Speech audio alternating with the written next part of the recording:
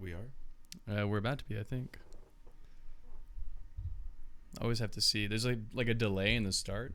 So last time I did the intro and it was like cut off a little bit and I was like, oh. Rude. Rude. Okay. Perfect. So we are live. Welcome to the Fall Book Club. My name is Maverick Evans and I am joined here with the lovely Riley and the magnificent Ren. The lovely Ren. The lovely Ren. The lovely Ren. Brooke is on vacation. She's helping her mother move down to South Texas, so she won't be with us this afternoon. But we are going to be tackling chapters 6 through 15 of Ken Kesey's One Flew Over the Cuckoo's Nest. And just to remind everybody, there will be show notes and timestamps in the description below if you're watching on YouTube. So if you'd like to find specific talking points or chapter headings, then feel free to check that out. And also, just so everybody knows, the book here does not give, Ken Kesey does not give us chapter numbers or headings. So the chapter numbers that we are referring to are just going to count every kind of like spacing in the text. Where a chapter should be. Yeah, where a chapter should be. And so we've just given them superficially numbers just so that we can try and go through these more coherently and orderly because it would suck. That was like a conscious choice to make it feel a little less organized? Yeah. Well, if it was a decision, it might be that. And I don't know how long it took to write this book. Like, I don't know if he just sat down and wrote it, and it was just like a very big, like I said, like it's written so stream of conscious, like that. Whenever it's broken down, it's just like another memory that he's having. So I think it is intentional. Well, I think also like just like movies have producers, books have editors, and I think that the people who publish the books also have a bit of a say on how you present the story to the public. And so I think that, of course, this was like done in the 50s, so I'm sure that system has been refined a lot or changed a lot since so then. I don't know if it's still the same way or not, but I'm sure something like chapter headings would have been something up to, like the editor's discretion. Yeah. It was 1962. Yeah. So I don't know, but if it was a decision that Ken Kesey made deliberately to try and help tell the story, I could definitely see it as being something related to the fog that comes in and out. Yeah. And kind of like muddles all existence to where he just fades into it and stops existing as a human, and the clock. Yeah. That he describes. That was so cool. I think it's just his own mental illness and the fogginess in his head. I don't think it's actually them being drugged or anything that's causing that. I think it is. Well, he doesn't, like, at some point in this bit that we just read, he doesn't take his red pill. And then he does have a breakdown. And that's when he gets a lot of fog after that. And that's what we talked about. And I think it's the medication actually prevents him from fogging being that way, from fogging up as much. Yeah. Last week, we talked about how it was a metaphor, the machine, but I was like, guys, I think it's part of his psychosis that he has this delusion that people are that way. Sure. But now, especially, it's like proven because he had that big nightmare. I think it's kind of both. Where he could see everybody moving. Like the author is using that metaphor to describe the way society works and what it's become. But it's also Chief's delusion as well. Yeah, I liked that a lot. I do kind of wonder why he focuses, like why Chief, the character, focuses so much on machinery and why that's a part of his delusion. Like he sees microchips in the pills that they're taking that dissolve and magnets moving everybody around. And it is interesting, and also, but Chief was like this person of like nature, like this native, and like growing up around all this like nature stuff, and maybe these it's are just things like of the world, and that he sees as like negative. So that might be his perception whenever he sees all the people around him as machines and cogs and like a big like system. Yeah. It's weird. I feel like this book is constantly like setting the stage. It's never like, well, here's the whole hospital and this is how things work, and now here's the story of people functioning within that. It's more like the story itself is talking about how the hospital is set up and how everybody is functioning within this system, but it's never done just telling you the way the hospital works. Yeah, because I think that's kind of the whole deal too with their existence. Each character, when they exist or wake up, it's just reset every day. Yeah. It's the same thing every single day, and despite their actions being slightly different, it's for the most part the same. So I think that might contribute to the way that it feels like we're just setting the stage again with each chapter, setting it more and setting it more. And so we'll get into, I think, a lot of the machinery subjects, and Chief's vision or dream was in chapter 7. So we'll start out with chapter 6 summary. McMurphy becomes agitated by the overhead speakers playing an awful tune in an awful volume. He practically screams to contend with it. He plays a game of poker with the boys and shows himself to be an expert con man and gambler, as he has demonstrated and claimed several times before. McMurphy wins everyone's cigarettes from them, and just before taking it all, he purposefully loses his winnings to each player. The nurses seem to be frightened of him due to a report that he is, quote, a sex maniac. Upon going to bed, McMurphy warns Chief that one of the black boys is coming, which is one of the orderlies. So Chief, in response, quickly slips his shoes off and jumps in bed. McMurphy laughs to himself, having revealed that Chief is in fact not deaf, as he was told before. Yeah. I thought that was so funny. Yeah, I think a lot of this chapter is just sort of McMurphy really winning over the people in the ward. Yeah, he does all that intentionally, where he wins from them and like it frustrates them, only so that he can give them the feeling of feeling good and get more of them on his side, so that he can start like turning the system against the big nurse. Yeah. Right. And he's kind of, he's starting the small revolution. So like everybody's like knows that he's letting them win.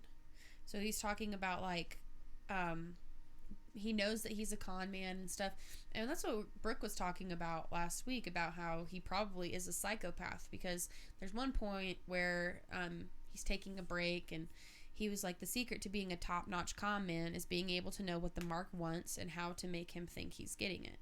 So that's what we were talking about, is how psychopaths like are always trying to figure out like what you want, so like their response will match that. So he's basically manipulating the entire ward. He's manipulating that nurse that thinks he's a sex fiend, because he's all like scratching his chest hair and like, I'm just helping you with your watering can, ma'am. She's like, she's super nervous. She's like holding her cross out at him and stuff. Yeah. And, it's so funny. I think that's true, because he even said, and I think that small speech that he made, that he went so far as to, at a carnival, identify that this individual wanted power, and so he wanted his money, and so what he did was shake in his boots and cower beneath the guy so that they both got what they wanted. Mm-hmm. The guy who wanted the power was getting it, and as a result would pay more money to play the carnival game, and he was getting the money out of him, and he knew the whole game, so it didn't matter to him one way or the other, whether he was being a coward or really just getting the money out of the guy's pocket. He just likes to... So he plays people really well. Like we said this before in the previous discussion, but I'm continually surprised by McMurphy's like tune in to everybody. That he has such a good connection with his like ward mates and even the orderlies and nurses that operate the floor. Yeah, and I love Chief. Like, I like that Chief is this like silent narrator who is perceived on the outside to be deaf, but hears everything. Yeah. He is like picking up everything that's happening on the ward, the way that he knows the times, like based on what's happening in the day. He just has this like inner like monologue like going on constantly. And oh gosh, I just love it so much. Like it's just set up so well.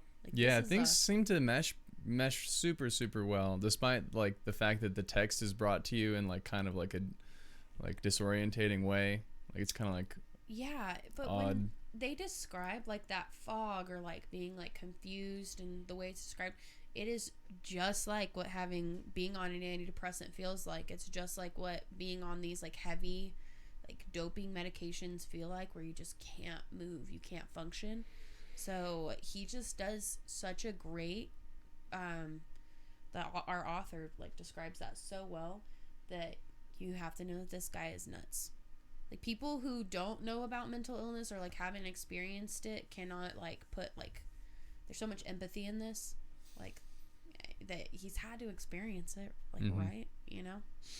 Yeah, I think Chief is like incredibly perceptive as a character. Like he's reading McMurphy, and like as the narrator, he's thinking like he suspects that McMurphy right from the start suspects that Chief isn't deaf, and he's like gauging his response and everything. And then it you know, in this chapter, it's kind of like him finally just doing a little something so that he gets a response out of Chief and really learns the truth about him. But also because he's got all the fog in his head and everything, that it clouds his perception sometimes, and he's not as perceptive as he'd like to be. Yeah, I think too, and I may have said this before, but I believe that Chief has these inner thoughts. And my theory about Chief's thought patterns and the way that he perceives things, I do think he's like very, very perceptive, like you're saying. But I think that he thinks in pictures, and I think that the author has translated, of course he had to, because it's a book format. He's translated Chief's pictures of thinking into words. And so if Chief were to be able to vocally express himself, this book would be it. Like, this would be Chief's mind if you could translate the photos that he sees into words, which is why I think that his visions are so clear, that everything is manifested in visual aspects, whether it's the fog, right? It's not just a feeling, it's a vision. It's a loss of vision. And so I think that that's mostly how Chief operates in his thinking, is it's all pictures. Because that seems to be the only two forms that people can think, is either in pictures or words. Yeah, we got quite a few people in the chat too. Welcome, Kiba. Welcome, Potato Panda and Crazy Boy. So, yeah. So are we ready to move on to chapter 7? Sure. Yeah. I mean, this was a pretty short chapter. It just kind of, it starts that friendship instead of, because they're sharing a room and stuff. So it starts that friendship between them instead of just, it's Chief noting like this guy's really stirring things up in the ward, and also creating a kinship with him more than anything, being like, okay, like we're friends now. It was the part of the book, the end of chapter 6 really made me like actually laugh. Like there's some stuff, like the stuff that McMurphy does in this book, he just makes me laugh every time. Like he just makes jokes or does like several things. Like whenever he was just, quietly laughing to himself and says to Chief, he says, Chief, I was told that you was deaf. Yeah, I know. Yeah. And he doesn't even say deaf. He says deef. Deef. Yeah. Deef, because it rhymes with Chief. Yeah, exactly. That's like the whole reason he started doing it. And just, I don't know, the guy's humor, just McMurphy makes me laugh. Oh my. So a small side note, Potato Panda wants to suggest a book. Just for anybody who wants to suggest a book, there are 3 criteria that we use, and that is the book has to be considered largely and broadly considered a classic. It has to be within 300 pages long, and it also should have 1 or more movie adaptations. So if the book suggestion fits that, then drop it in the Dillo Din Discord. There should be a link. If you do !Discord, it'll pull up a link for it, and if not, it should be in the info below. So we appreciate all of those book recommendations. Is there anything left in chapter 6 that we want to talk about? I don't think so. No, not me. All right, chapter 7.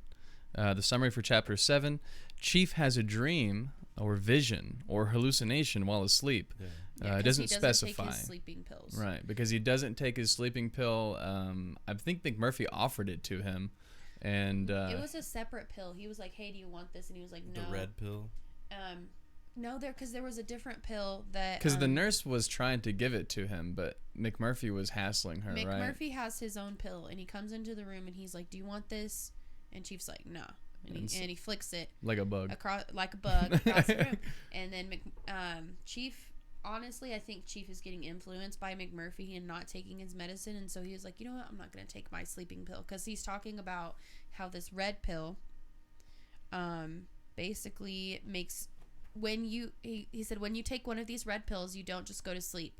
You're paralyzed with sleep, and all night long you can't wake no matter what goes on around you, which is just my experience with sleeping pills. I don't know if you guys have ever had to take a sleeping pill before. I'm currently taking sleeping pills. It's like death. It's like you're just so asleep, like it's the most weird. dreamless. Mine, I'll wake up in the middle of the night, but I'm always like hallucinating and seeing stuff like my sleep ceiling. paralysis. Well, I mean, like I will genuinely wake up. And like before I was going outside and I would smoke a cigarette or something, and I could just see like stuff around me, but I was very aware that I was just hallucinating, and it could make it though where I could go back to bed and fall immediately asleep. I don't remember what it's called. It's like a name brand, or not name brand. It's like Ambien. Yeah, it's like that. Ambien you can get up and move on. So like the one that I was on, it's called trazodone. Oh my gosh, it's not like something that suppresses your nervous system. It's a hypnotic. So like it doesn't make you sleepy or it just knocks you out. It hypnotizes your brain basically into like sleeping. And so one moment you're awake, it's like anesthesia, and then like hours later you're like awake again, and it's just like a blink. Oh my gosh, it's so scary. And then you wake up and you're like, what happened? Like you're all sweaty, you haven't moved all night from the same spot. So that's the kind of drugs that they're taking right now, or they're refusing to take in this chapter. And once they don't, Chief decides to go to sleep. So the way that all of the patients have to go to sleep is that they get into their mattresses, and then the orderlies will come in and tie them down with a sheet. And so the sheet is put over them. People. I think it's just Chief. It's just Chief? Because it says on here, he People was like, they give me the pills stuff. because he said I took to waking up at night and catching them performing all kinds of horrible crimes on the patients sleeping around me. Right. So like he would wake up and see like people, or see people doing things and freak out. And so sees them do things genuinely from time to time. Although I do think that his visions like are exaggerated. Yeah, there were some times where I was like, I don't know if this is genuinely happening or if it's just the Chief, like his mind making something more of it. I think he's taking their actual nature and then projecting that in dreams. So I think that he sees them for who they are and how they are pretty terrible and the way that they torture everyone actually, but not technically. So and then that's refers to the medication as poison often.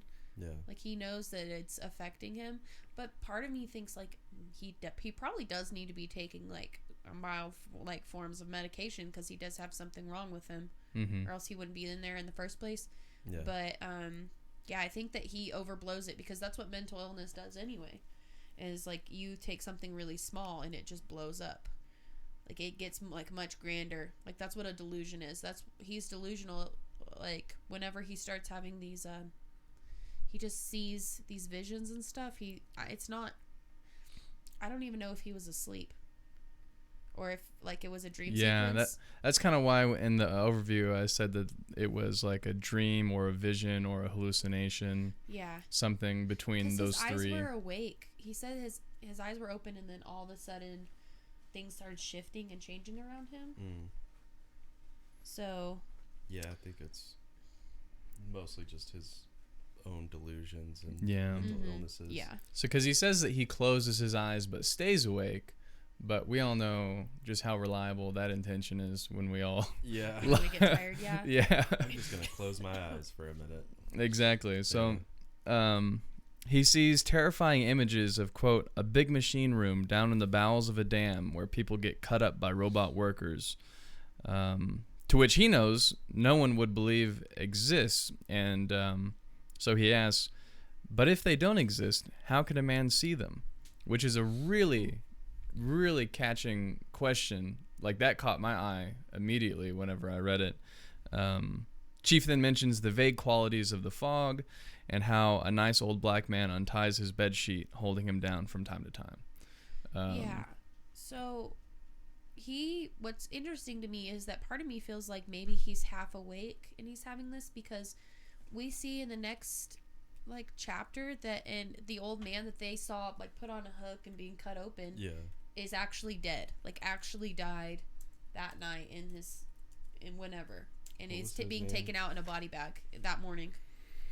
I can't remember what his name Timbre? is. It starts with a B. Blastic. I know, there's so many. Yeah, the B old names. vegetable Blastic. That's right.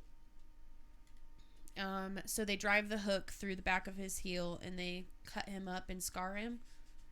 And they're saying he's like seeing them like torturing this old man, and he's just watching it happen, and he can't move because in his vision he's still on his bed, but his bed is literally like falling through like an elevator shaft down into like the bowels of the hospital, and he's watching all this bad stuff happen around him.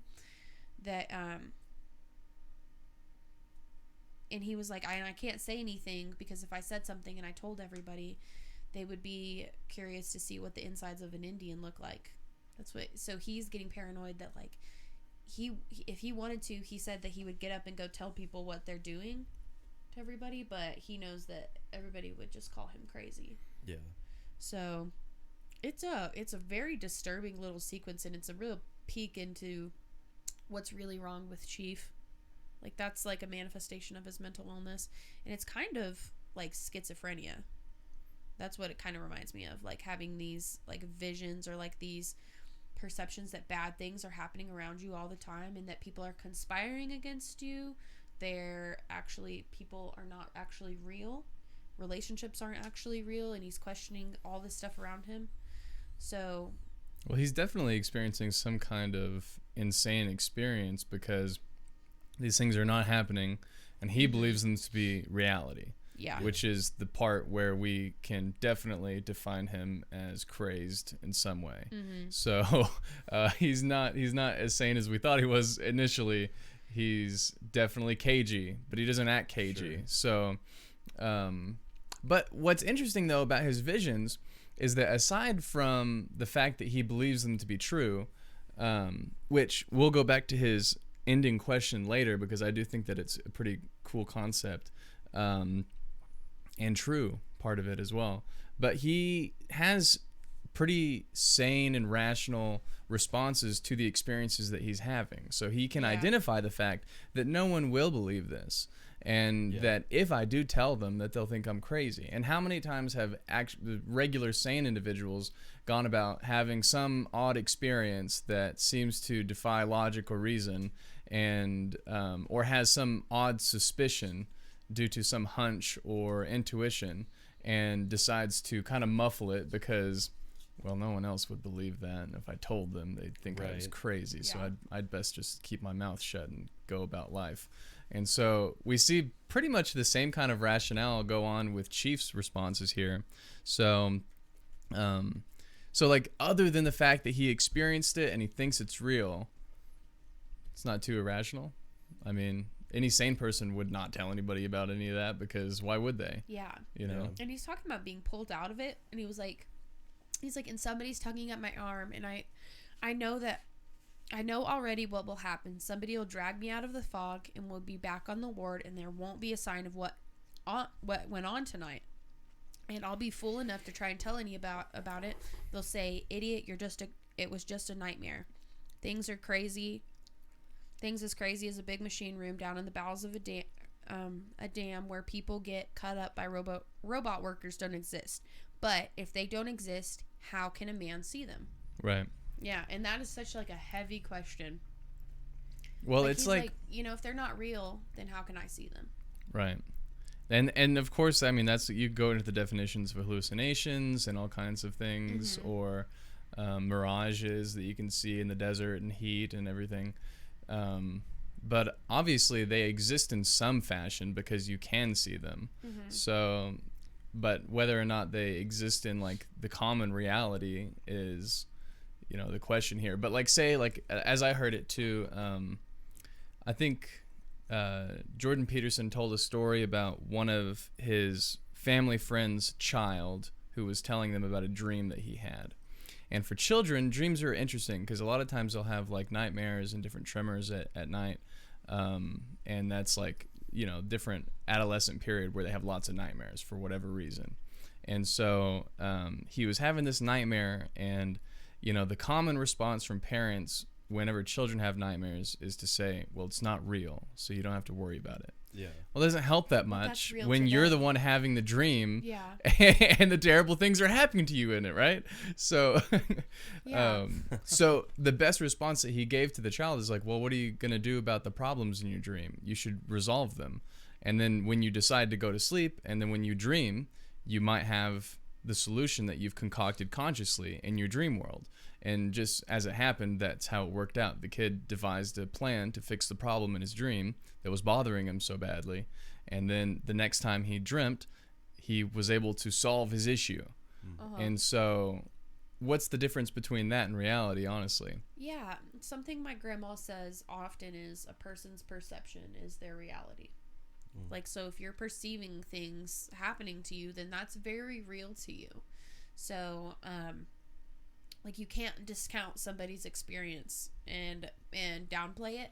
So all of this is very real, and that's really happening to Chief. So people with mental illness, like, you can handle that and be like, okay, that's, if you can put yourself in their shoes and be like, okay, that's something that's really happening to them, it can be really helpful in their healing process, instead of just being like, well, it's not real, it's all in your head, because that invalidates them. Like, it makes, and to call somebody crazy, because it just really, it puts down their experience, because it's a very real, like, if you're seeing things and it's coming out of your brain, like, your brain is something that's processing the whole of reality in you, and if your brain is messed up and damaged, then that is a real thing for you. So I really feel for Chief in this, like, yeah, he can't express this. Mostly all of this too could definitely be labeled as unconscious activity, right? So whether he's hallucinating or having a vision or dreaming, we can definitely identify whatever he's seeing and experiencing as an unconscious activity from the brain. So from the books that I read, that's just compensatory for your conscious mind. So whatever you experience in the world is going to be compensated in vision in your dreams and expressed through your dreams. So, you know, whatever, there's some merit to it. There's some value to what Chief is seeing, but we don't know just yet why he sees these things or what they mean. And I'm not sure that we will by the end of the book, but he's a little brainy, but there's something to him. So is there anything left in chapter 8 that we would, or chapter 7 that we would like to discuss? Just the only thing is that the person that he saw dying in his dream is actually dead, and I don't know how he knew that, or if just because Chief is so perceptive even when he's in a like dream sequence that he can tell somebody's dying, which is so weird, because it says like he was like, this time he doesn't untie me, but he walks away from me and 2 aides I never saw and a young doctor lift old Blastic onto a stretcher and carry him covered with a sheet, handle him more carefully than anybody had ever handled him before in all his life. They're kind of like Mr. Turkle is the one that pulls him out of the fog and kind of wakes him up a little bit.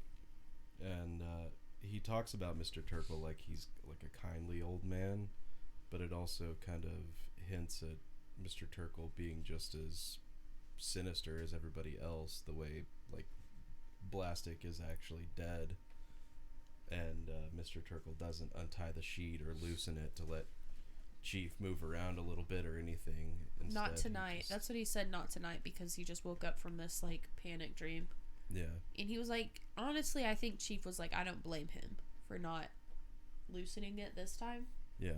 because it's self-preservation. So like I think a lot of these people are just like very scared, just like the nurse with like they're just treating these people like animals, like caged animals. And you know, you want to be nice to like the things that you're taking care of, so every once in a while he'll loosen the sheet on Chief, and let him move around, but he's still like very much a part of this system. That he's still crazy, so he's not gonna let him be loose. That's one of the hard things too, so trying to think about the mindset or culture that surrounds all of the workers here at the facility, to where every single person is on the same page. Not yet have we encountered any individual that works for the system as an orderly or a nurse or a doctor that has actually come to the conclusion that their practices are either corrupt or improper in any way. So I'm not even sure that we will run into a character like that this whole way through. No, I don't think there's going to be the only savior character in this is McMurphy. There's no hero of this story. I don't even know what he's like formally classified as. Like what he's definitely just a protagonist. It's chaos. He's just a little bit of chaos, like introduced into like this very like plain hospital setting. Yeah. I can't decide if this book is like racist or not. Like the way all the slang in orderlies are black boys, black people. Yeah, they call them black boys. Like, the white woman who's in charge chooses them all, and based on I how think that's hateful they because, are. Yeah, but it's also just like the system, the time period in which these guys are growing up and existing. It's also probably like, there's a lot to hate about the system, and a lot that they might want to take out, and unfortunately these are bad guys that might want to like take that out on these mental patients and everything. But there's no like positive representation, I don't think, for any black people in this book. It's a menial job for them. So like these people are underpaid, and they're low staff. We know that they're understaffed there. They're working like big shifts like all the time. They're underpaid, and these people are probably like oppressed themselves. And so like whenever you get like a little bit of power and you're in charge of somebody, I think that could like have evolved like more for them. Because like I don't necessarily think like if those people went home and left their job, they're just these evil people. It's just like the system that they're bought into. You know, I don't know, because like Ren touched on a moment ago, Nurse Ratched handpicked these individuals over the course of a decade. Yeah, it's almost like they're low staff intentionally, because these are the ones that she can get away with it. She can control, and it keeps them busy. The less there are, the more work there is to do. Yeah. And part of her scheme too is to keep everyone's hands moving constantly, because then there's not a moment in the day in which they're not doing something that she told them to do and instructed them, which is part of her existence, is that she has a bit of an animus possession. She's a tyrant, really. And so I think that's part of it. She handpicked these. It says that over the course of 10 years, she handpicked each individual to have the right amount of hate. Like, so if she's gonna pick like only black orderlies, like, and they're all men, like there's no, well, obviously, especially back in the day, like they were not gonna do a female orderly for anything. So she's picking all of them because they're not in a position to leave that job. Like if they're gonna get stuck there and like they're getting whatever like benefits, or they're starting to work there and like get paid like in regular hours and stuff like that, they're not going to leave that job because they're seeing bad things happen. Right, but I don't think they ever would, though, because that was what was specified by Chief in the beginning when he said that she vetted all of them. So that they are she just just made sure like that they her. were bad people? That they have the same nature as her, which or is... that they were just, like, they just didn't care in the first place. And I don't know.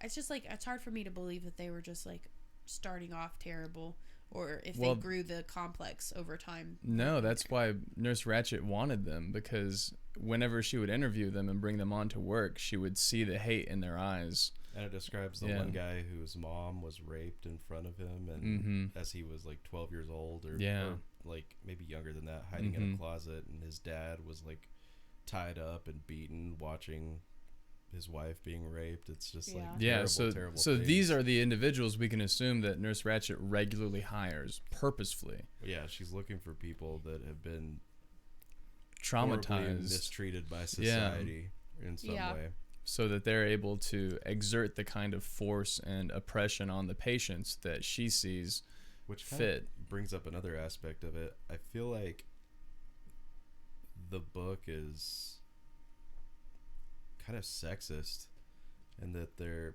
like, this woman is like the ultimate villain of the book. And well, I think that's the counter to the culture at the time, right? Because maybe it would be less prevalent for women to hold a position of authority in any given hierarchy, and it's like showing this woman's authority is like a really bad idea. Authority. That's true. Yeah. Okay.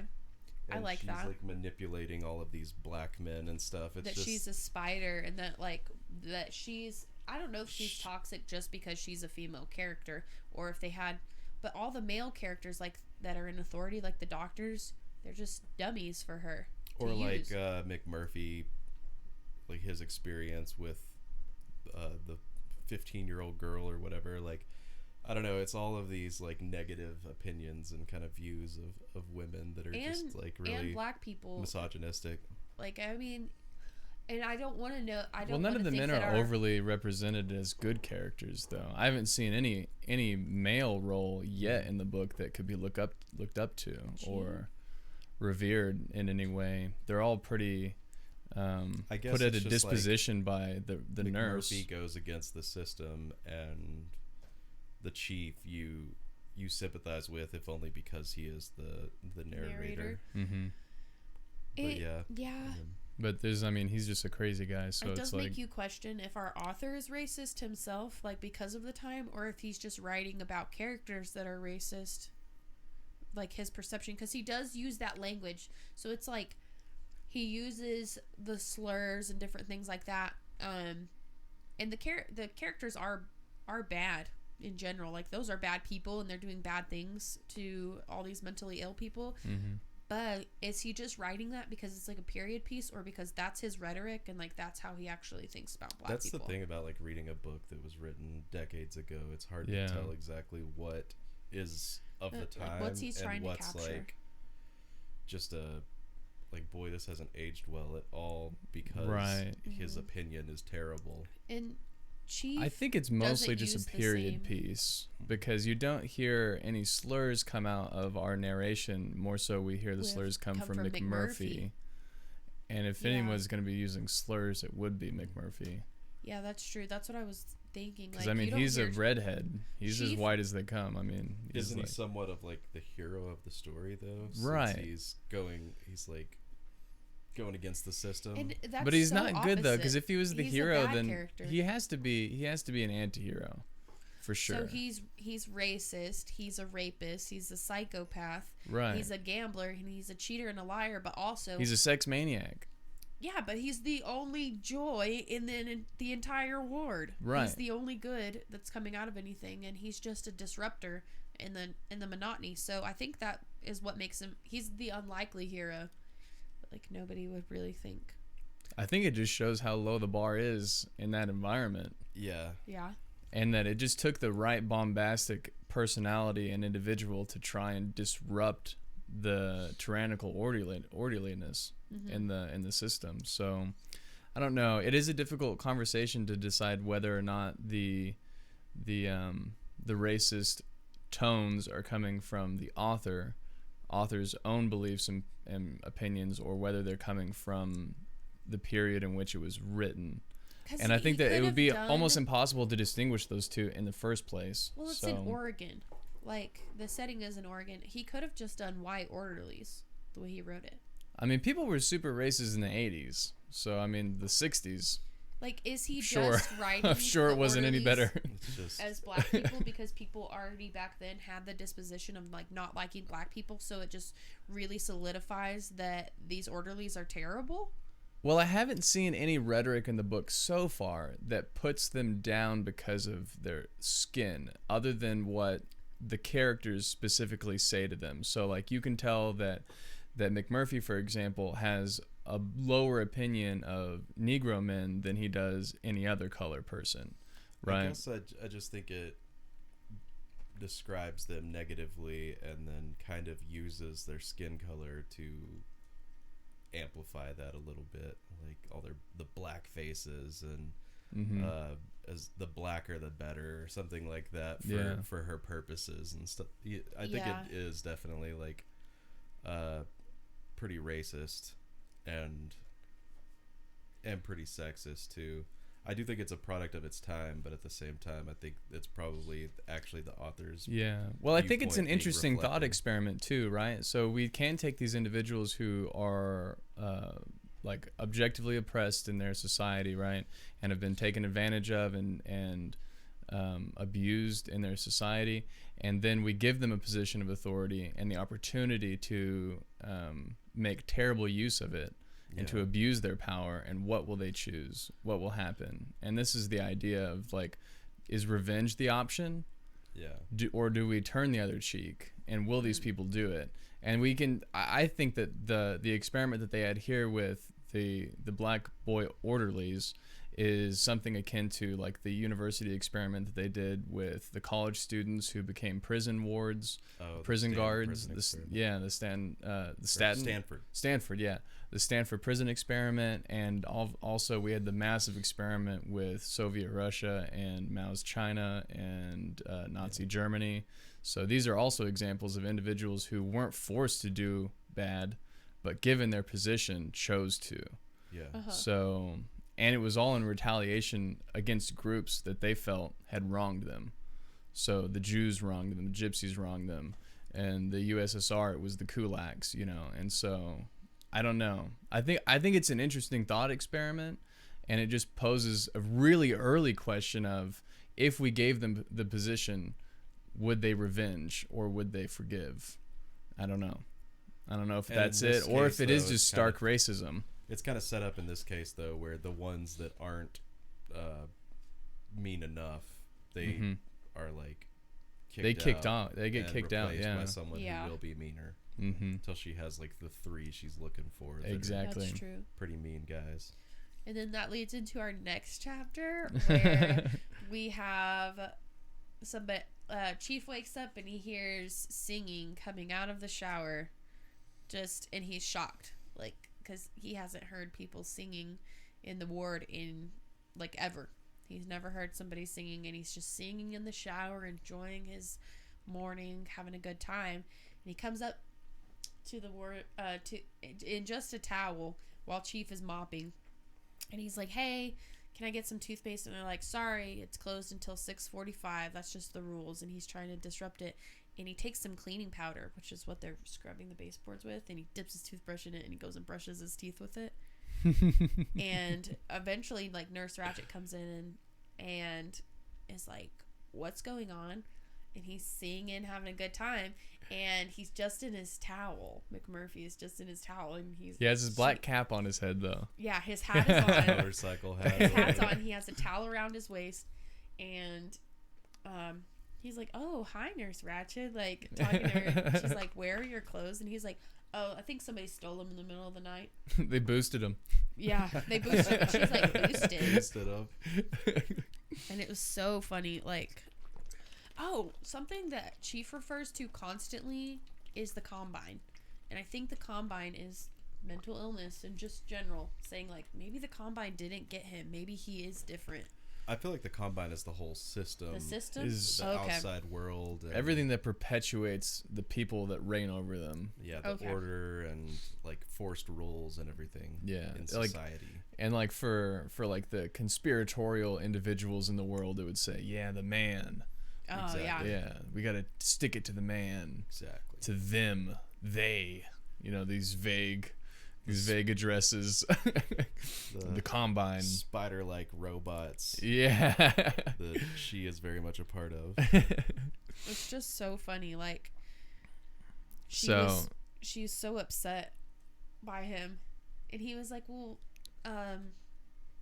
she was like, you can't just walk around here in a towel. And he's like, oh, I can just take it off. And she's like, no, keep your towel on. Like, he was about to she's drop someone it for who her. very much tries to like hide any level of sexuality, or like, you know, it mentions Yeah, she's that not a feminine woman. Yeah, she's pretty well endowed, I guess, physically. In the breast. Oh yeah, she's got big boobs. But she does everything she can to like hide that fact and wear like this stiff starch outfit. And here we have a character like McMurphy who's doing the exact opposite of that by walking around almost naked. Yeah. Just taunting her with his own sexuality, basically. Which we see, yeah, that's a good thing to bring up too, because that's such a huge like you know, counter right there. It's black and white, you know, it's just like the most opposite characters that we could possibly create are now standing face to face. And I think it is also funny too that it says that his towel is like pressed skin tight, and so I'm assuming that the author is trying to say that you can see the outline of his penis. Oh yeah. So, yeah, so he has his towel on, and she was like, you can't run around here in a towel. And he was like, towels are against ward policy too. Well, I guess there's nothing to do except for, she was like, stop, don't you dare. She's like, get back in your dorm and get your clothes on this instant. She's getting so upset. He was like, well, I guess just take it off. Well, she gets Washington, one of the orderlies, to bring him his clothes, his greens, which are 10 sizes too small. And whenever he hands them to McMurphy, he's holding his towel around his hip with one hand and his toothbrush in the other. And so he kind of like looks at his toothbrush in his hands, and he says, gives a shrug and looks at the nurse and gives her a wink, and then he drops his towel and puts it over his shoulder, and he has shorts on. So yeah, he has his... another point in the book that actually made me laugh. Yeah, this was a really funny chapter because this is the beginning of him breaking Nurse Ratched. Doesn't he say that he like gets the shorts from a sorority girl or something like that? Oh, yeah, that some university girl had given them to her. So she said I was an icon, right? Is that what he said? Yeah. Something like that. They were elephants with red eyes or something like that. Maybe they're whales. Black. Oh, with whales. Whales with red eyes, maybe. Whales. I don't recall. Elephants with whales with red eyes, and then she gets so mad about that, but it's the beginning of him kind of it's her losing control. Sure. She can't just order him to do whatever he wants. They're bringing him clothes. She's telling them like, okay, you go into your dorm, you do what I say, you can't do this, this, and this. And he's like, no, I'm going to do whatever I want, and you're going to serve me, and you're going to benefit me, and not the other way around. So this, I think, is a good point to bring up something that I noticed about this book that explores such a really unique aspect to our human evolution, which is that what is the percentage? Like 80% of human communication is nonverbal, right? And so that's interesting just in and of itself. But we see in this book just how fine our non-manual communication is between humans, and what psychical communication we can make between one person to the other. So many things are communicated between McMurphy and Nurse Ratched that are never spoken, right? And they can get each other's goat with like minute words, which like he's not trying to show his cards, right? If he's like laying it all out there pretty obviously, and she certainly is trying to keep herself composed as much as possible all the time. I don't understand why, though, she doesn't just have him sent off to be electroshocked or something. I think it's just going to get to that point. I mean, I'm sure it will, but I think maybe just for the sake of, like, she's trying to win... Of her own means, right? Of her own means without resorting to, like... someone else's power. Yeah. Someone else would have to administer that treatment. Yeah. But maybe and also maybe like she is blocked by the hospital or something. There's some administrative thing that she has to go through because she's constantly suggesting that he be off the ward and taken someplace else or something. But it's like she can't. She doesn't think he needs to be there. She doesn't think that he belongs in the psych ward and that he's just getting there so he can get better food and all this stuff. So she's skeptical of him too, that he is actually insane. But he's just pushing her limits. because any disruption is like bad to her.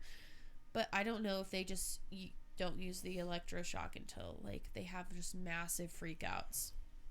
Like just him being kind of upset isn't grounds to right. I don't think there's anything that McMurphy has done, like technically, that could He's not breaking down mentally right. or anything. There would be no grounds to treat him with anything that extreme just yet, because he hasn't shown any also, symptoms of. She likes to think that she serves a better purpose or something, even if she is really, like, in reality, a sadistic and terrible person that's a part of this system that's not really about curing people as much as like it is breaking them and making them, like, forcing them to fit into the system. And so she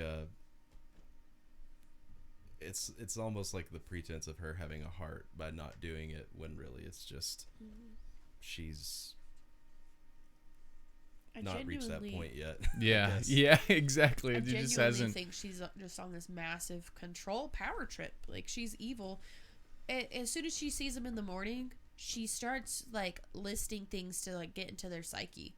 So like with Billy, she was like, I saw your mother on the way in, and she told me to make sure to tell you that she thought of you all the time, and she knew you wouldn't disappoint her. So just like putting that right as soon as the morning, talking about Mr. Harding. He said, and she sees Mr. Harding, and she's like, wow, your fingertips look red and raw. Are you chewing your fingernails again? So she's cutting them down every single morning and like reminding them like why you're here. Don't disappoint your mother, Billy, because your mother, like, I just talked to her on the way in. Like, she probably didn't talk to his mom. This is just a form of her controlling them and like picking them apart. So as soon as you wake up in the morning and you hear like something that's going to make you upset or degrade you, like every single morning, then I feel like that would like really wear on you. And same with like giving them a little bit of extra sleep in the morning if they rat each other out, and like it's like Stalin's chicken. Admit each other's flaws or something like that. Kind of What a reward to give people extra sleep. Wow, that's that it's also clearly terrible. It's also vile and evil. Yeah. But have you guys heard of Stalin's chicken? No. Okay, so like, and this is kind of a metaphor for like abuse victims and stuff. And so Stalin has this chicken in front of all his people, and he was like, well, do you want to know how to control people? And one by one, he plucks out every feather out of this chicken. And by the end of it, the chicken is shaking and bleeding and just like traumatized. But not one moment does the chicken leave Stalin's side. It will not leave him. It will follow him anywhere it goes. And he just looks at everybody, and he was like, and that's how you control people. You take everything away from them. Like, you strip them of everything that like means anything to them, and they will follow you, like, no matter what. So this is kind of what she's doing with the psych ward. So, she's stripping them of things that are making them human. She's stripping them of things that are making them feel autonomous and like live their own life, because she is their like sole kind of protector and like purpose and like figurehead in the hospital. And so most of them will follow her just blindly because they don't know anything else, because she's taken everything from them. I agree. I think they're all well broken in and well trained by her so that they all fall in line. This is best exemplified, I think, in the next chapter. No, this is going to be in chapter 11, but we'll get there. So when we hit chapter 11, we can go back onto that note, because it's pretty well showed in that one. So if we don't have anything left in chapter 8 to discuss, we can move on to, that was chapter 8, by the way. I don't think we said it, but chapter 9 now. The summary for chapter 9: McMurphy throws butter on the wall during breakfast and asks the big nurse to turn down the radio once again. She, as she did before, denies him this. She reasons that the geriatric patients are hard of hearing and have nothing but the music to enjoy throughout the day. McMurphy backs down and tries a different angle of approach. During their therapeutic talk session, it is brought to the group's attention that Dr. Spivey, that's his name, Spivey, Yeah. Dr. Spivey and Mr. McMurphy have discussed the possibility of holding a kind of carnival on the ward floor, and that given the loud volume of the radio, it might be best to open up the former hydrotherapy room as a second day room. The chapter ends with the fog rolling back in. What is this fog? No, we already discussed what the fog might be. Yeah. But that's how the chapter goes. I like that Spivey is kind of the reason he's the doctor that works on her ward is because he can be easily controlled by her. Mm-hmm. He's being And now controlled by McMurphy is McMurphy. using that same Oh, I get it. Yeah. Okay, so McMurphy and Nurse Ratched are like the same level of psychopath, like where they just like control people all the time, and so it's like it's two like very like power like trip people just facing head on and saying like who's gonna win, and they're in like two different positions. They're of the same like manipulation power, and like they have like the same skill, but it's like two sides of the coin. Yeah, that it's they're like on right someone who is implementing all of these rules to control people's lives, and someone else who's like freeing people of those rules to control them. Yeah, Mm-hmm. it's so cool. Oh man, and McMurphy, he is trying to flip the staff in this. So like he has these bananas, and you can kind of see one of the staff just like looking at it, and he was like, "You want one of these?" And he was like, "No, it's." And he's like, "Oh, I bet it's against policy, huh?" And he was like, "Yeah, it sure is, sir." And he just takes the bananas and looks at them and eats 3 of them in front of him, and is like, "If you ever want something snuck out of here, just let me know." And like, "I'm your man, Sam." That's what he keeps talking to him. Like, and like, so he's starting to degrade her like army. Basically, he's infiltrating the whole entire system. He's just relaxing the whole system for the most part. I mean, It's so funny.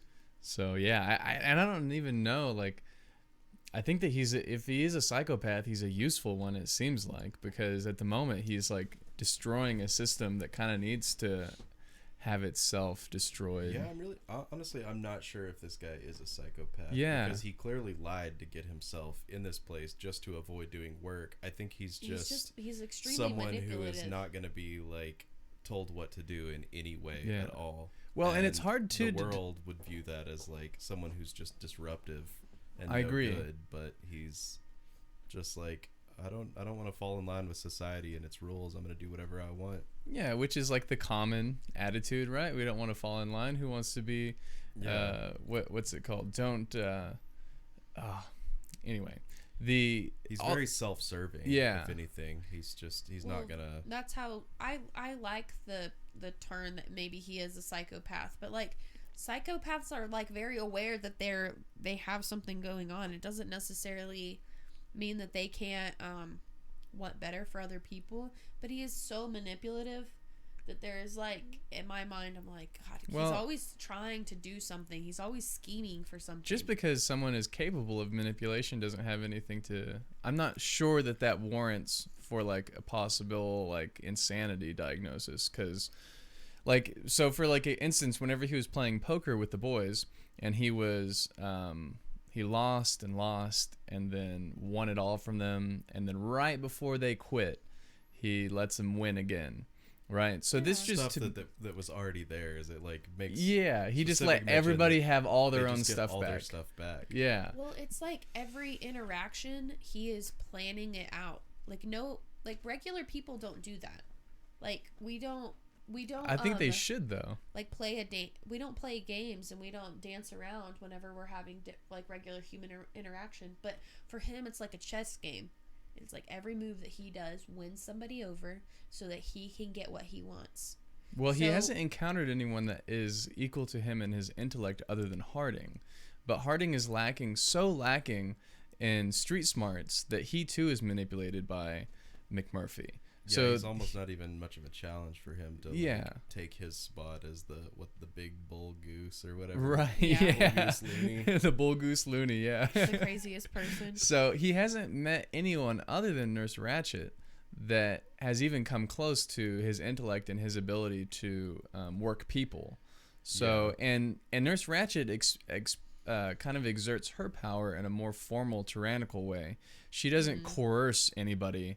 She kind of uses the policies that she set in place already to force people to do what she wants. And honestly, I think what makes him so effective is the fact that he's not crazy, that everybody else around him is, and so they're easier to manipulate mentally. Of course, and he comes off trustworthy to a lot of people. I mean, people seem to trust him. And Chief is really the only one that kind of sees through it somewhat, but he's got his own issues. So and he's thoroughly amused by McMurphy too. He can't get enough. He says he could watch him play poker like that all night. And he does have a gambling addiction, so he's wanting to bet on anything. And whenever people don't play McMurphy's game, he gets upset.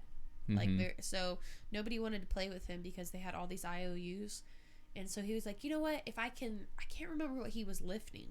I think it's in this chapter that he goes. So this the next chapter. We are on chapter 9. We already did chapter 9. It's not this one yet. It'll be in chapter 11. Oh yeah, he basically just plays this doctor because he talks to the nurse and he's like, he was like, well, come on, and I'm tired of hearing this. Can't we just do this? And she's like, no, we're not going to do it. And she shuts him down and talks about how they're so hard of hearing. She was like, well, those people are hard of hearing and they have nothing else to do because all they do is sit, and they need the music to keep them stimulated. And so he takes that bit of information, goes to Dr. Spivey, and he was like, well, you know, the music, I think it just should be played louder for the people who are deaf and can't hear. But it's just so hard for us to read and converse and well, this is an interesting. He flips it into where Dr. Spivey thinks it's his own idea, and he's like, yeah, like we should do this. Right. It would be really helpful. Yeah. So, because he was able to identify what Dr. Spivey wanted, and as a result, he can give Spivey what he wants, which is like the treatment and the bettering of the patient's like overall life. And he wants the radio turned off. Yeah. So he wants away from the radio. But this is an instance right here in this dialogue that Dr. Spivey reveals a few of McMurphy's cards to Nurse Ratched, because Nurse Ratched knows that McMurphy came up asking for the radio to be turned down. And now when Mr. Spivey says that McMurphy came to him saying that he wanted the radio turned up, this is revealing a portion of McMurphy's overall plan that I don't think that he anticipated that he didn't anticipate, and he also couldn't avoid probably. Yeah. So he didn't have any other mode of movement in this terrain that he could get the way that he wanted without revealing a portion of, he's clearly strategizing all of this. Yeah. Like, I mean, it mentions at a certain point that he's like, he almost seems down, and the doctor wants to go talk with him just to see if he's okay. And then they come back, and the doctor looks like he's been crying because he's been laughing so much. He's wiping tears off of his glasses. Yeah.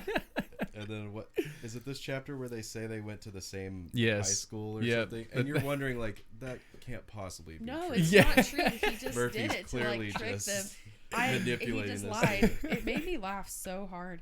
And the nurse start a carnival or something. Yeah, he wants what to an have absurd a idea, isn't it? because they're just so bored. He was like, let's do something with gambling because that's McMurphy's idea. He's like, of course, carnival. He manipulates the doctor into thinking it's all his idea, Yeah, and it's that so this is funny. a good idea. And the nurse is just not. She's losing it, man. Yeah. And then birthmark nurse, there's another part like that just cracks me up where he says something to her and she's just like fumbling and like dropping her notebook and like just so like nervous around him. And it makes me laugh because there's this like meme going around that was like, I slowly began to get seduced by him. He was seducing me. Yeah. And I was like, this is that nurse. But she's sitting there like, oh my gosh. Yeah, that is definitely the nurse. And I like how her wine stained birthmark gets flushed with blood every time that she blushes. It just like turns like bright red. She just calls her birthmark. Yeah. He just generalizes people and he's like, birthmark over there. But that's another way that he's manipulating the staff. So like he found her vulnerability and was his like sexual presence around her. And Nurse Ratched, like, I mean, he's slowly like picking away at the staff. So like the staff being hungry, like wanting to eat. He found like one staff member that he's kind of flipping. He's flipping the ward by giving them something fun to do and getting away from the music. So he's slowly turning the entire ward over on its head. Mm-hmm. And it's beautiful. I think part of what allows Nurse Ratched to exert such total control over all of the patients is that their treatment plans have perpetuated their issues to the point where they can be medicated heavily and their issues debilitate them.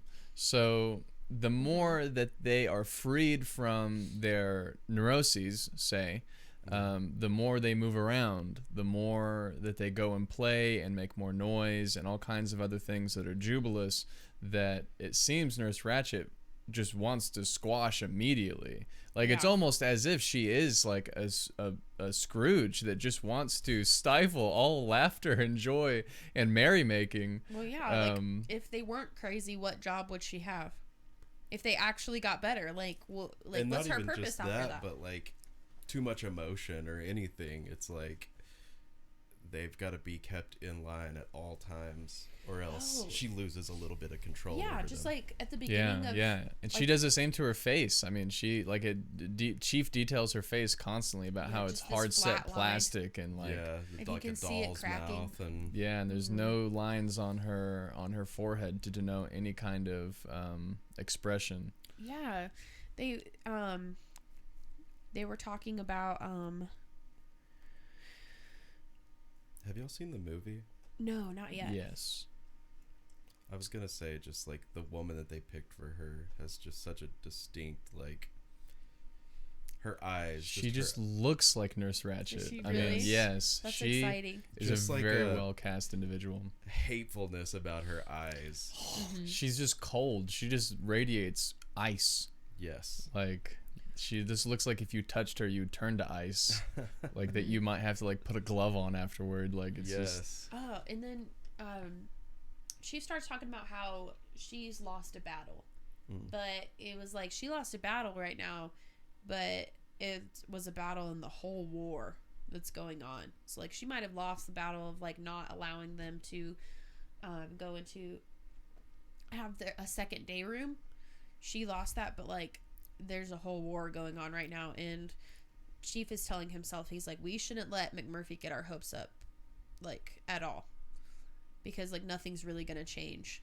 Well, and that's what he says, is that that's what allows her to recompose herself, is the knowledge that she will in time be able to crush everyone and win in the end. It's funny too, because McMurphy's setting up these situations where even if she beats him, she's like denying them another day room, and it's turning them against her even more. Yeah. He wins whether he wins or loses in these situations. And either he gets what he wants, or he like further perpetuates her villainous icons. So and makes them want to be on his side even more.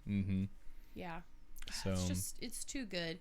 Then we have the next chapter. Which again is just another really great way that I think Ken Kesey has wrote a great character. Yeah. That McMurphy is a con man, and we don't see him put himself in situations very often in which he doesn't win every time, which is what con men do, right? Yeah. No matter whether con men lose formally, they always win because it's always in their favor. So what I super worry about is that she's going to exert her power and break him. Like she's gonna fry his brain, or she's gonna shock him, or she's going to move him into, they call it like disorderly, disturbed. Yeah. So put him in a 'cause straitjacket. She just doesn't. She's not the type of character that you could imagine just eventually losing or giving up. Especially like considering the time period where it was written, you know that these type of stories don't really have like happy endings. Yeah, That's and she's true. much older in the book. So in the book she's like 50, isn't she, or something like that? She has gray hair, doesn't she? Yeah, she has I know a it white hair. says, They call like- her a blue hair, which is a reference for really old ladies. So like, But I also know it like says she looks kind of like she looks young for her age because she's like kept herself composed so well that she doesn't move her face. She doesn't express emotion. Yeah. So She's that's crazy. why, I mean, I'm sure she's like 40 something and that maybe I feel she like has white hair, but she's still very attractive. Very young looking, and that's kind of like to her detriment a little bit. Like her femininity is something that she, like we talked about before, tries to hide, and the fact that she keeps herself so composed. And that's part of the villainous nature that. too. That's almost like kind of like maybe not her harpy quality, but her siren quality is that she's very appealing on the external, but then it's like she's not, nothing else is She's appealing. actually evil. And I think that's part of what I feel like lends to the author being a little bit sexist, is that even like her, like any positive feminine quality about her is still like spoken about or written about in a negative way. Like whenever Chief talks about her having big boobs, like he's basically like, it's a shame that those boobs were bestowed on such an evil woman. Like that's what he's just like. He's like, that's a waste. Bit of a backhanded compliment, that one. I want to get to the sex scene. Where is it at? Where is it? Are we gonna hit it on this one? Dude, I think that's in the latter half of the book. Maybe. Is there a sex scene? Here's chapter 10. Chapter 10 summary. The boys play Monopoly. There you are. That's it. Yeah. That's really what it is. Yeah. But it's all like clearly like a little bit of a metaphor. Just like it's more of him just running the game, basically. Yeah, that he's just it's a chapter that solidifies the idea that he has the boys under his thumb. I was so confused because I'm reading it and it was like there's $100 bill sticking out of his hat, and I was like, paper money. Where did he get $100? I was like, where are they even getting any money? Monopoly money. But then I realized I was like, oh, it's Monopoly money. It's not real. And they find out that the nurses are actually limiting their packs of cigarettes so they can't lose them to. So they can't lose them in gambling. Because he just wins everybody. Because he got really. Yeah, that'll be in chapter 11 actually, I think. Okay. So. Yeah, okay. So we will move on from chapter 10 to chapter 11. Where super short. McMurphy calls a vote during therapy hour to alter the daily schedule in order to watch the World Series. His vote is met with silence by the acutes, and he is left hanging dry. This failure in direct democracy causes McMurphy to become extremely angry and frustrated. McMurphy talks with the main boys in the tub room and explores ideas for escape from the ward. They settle on a large control panel made of steel and concrete that would be the right size and heavy enough to bust the window mesh out. McMurphy attempts to pick it up, but despite his heroic attempt, fails. He only succeeds in bloodying the device and tearing his hands. McMurphy says, "But I tried though, goddammit. I sure as hell did that much, didn't I?" And he discards all of his IOUs on the ground and leaves the room. So this is a really emotional, this is kind of a point in the book where we don't have hardly any, like, we had like some humor in the beginning and a lot of the banter that we usually see between McMurphy and the boys, and then we enter into this sequence where he attempts to pick up the control panel, and it's very much a heavy and this is heavy like moment. his first loss, really. Yeah, that's true. He's kind of just so... He talks about Chief and how he was talking about getting fogged in. He's like, there's these spells that I have, like, where you just can't see anything. You can't do anything.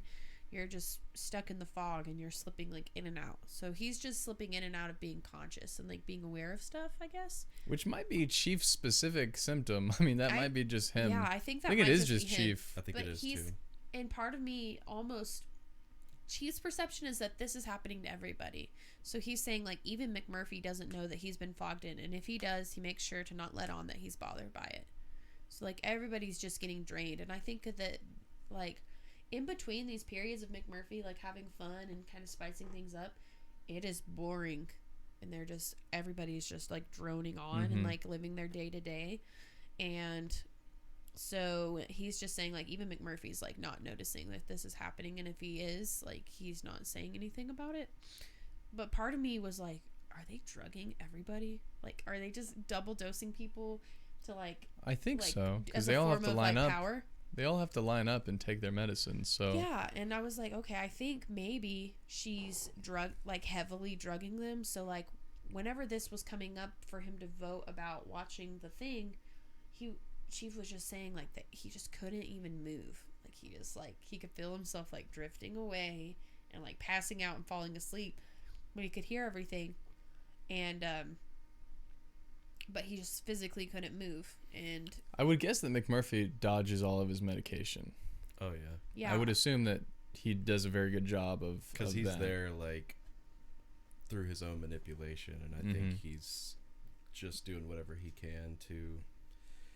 He's too, like, of his own mind to be taking medicated, anything. really. He knows. He looks around and sees the people that they're drugged and that he doesn't really want to be there. So I'm assuming that even after the very first couple chapters that it shows him having to take his medication, then he spits it out and everything. I don't think he takes it at all. Yeah. And so I think that Nurse Ratched knows that this is coming up, and this has been something that they're talking about, how he really wants to watch the World Series and he wants to change when they turn on the TV, and he can barely, like, Chief basically shows his only sign of communication and lets everybody know that he's not deaf because he has his eyes closed and he's just like this, like, passed out.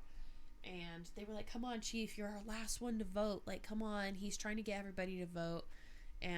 Because there's 20 people who vote in favor of, like, watching the World Series. And they were like, well, there's 40 people in here, so you need a tiebreaker. And Chief, like, he was like, I wasn't sure if I had lifted my own hand, but sure enough, like, his hand was lifted up. He raised his hand in favor of it, and he was like, see, Chief even votes for it, and he's super excited. And Nurse Ratched was like, sorry about you. She was like, voting closed. So she didn't even let him get what he wanted, and he compromised Chief in doing that. Like, anyway, so this is the first time, like, we see Chief, like, being vulnerable, like, and trying to help somebody out and actually communicating. And he compromised himself for something that, like, wasn't even successful. So it's really... Is that in this chapter? When Yeah. Chief finally, like, raises his hand? Mm-hmm. Because I know when they do the revote, that's when he gets the chief to... I think the revote's in the further chapters, but... Like the last chapter or something. I think that's probably it, yeah. Because chapter 11 ends with McMurphy leaving the tub room. But yeah. I think that's one of the big points for Chief, and I think that it was a result of McMurphy's message that he left whenever he was in the tub room. So this was a huge message that he broadcasted out to everyone, is that I didn't pick up the control panel, but look at me try. Yeah. My hands are torn and bloodied. But I tried to get something And I done. tried to do it. Yeah. And it doesn't matter whether I did or not. It matters that I tried. It was And so funny to me. I think that's what started motivates do everyone it. to pick up their hands, and that they actually did vote this time around, because everyone, that was the main point of concern for McMurphy, was that he didn't get angry. He doesn't get angry at the orderlies. He doesn't get angry at the nurses for the terrible system that they've brought up, but he does get angry at the acutes for not doing something. Yeah. You didn't vote. You should have. Why didn't you? You could have. The opportunity was there for you. So easy. You could have picked your arms up. It was so funny too, and he kind of, like, pokes at them whenever he's trying to lift that control panel. And he was like, "Stand back, sissies! You're using my oxygen." I thought that was so funny. I'm Just like, more classic McMurphy lines. Yeah. I mean, he's just great.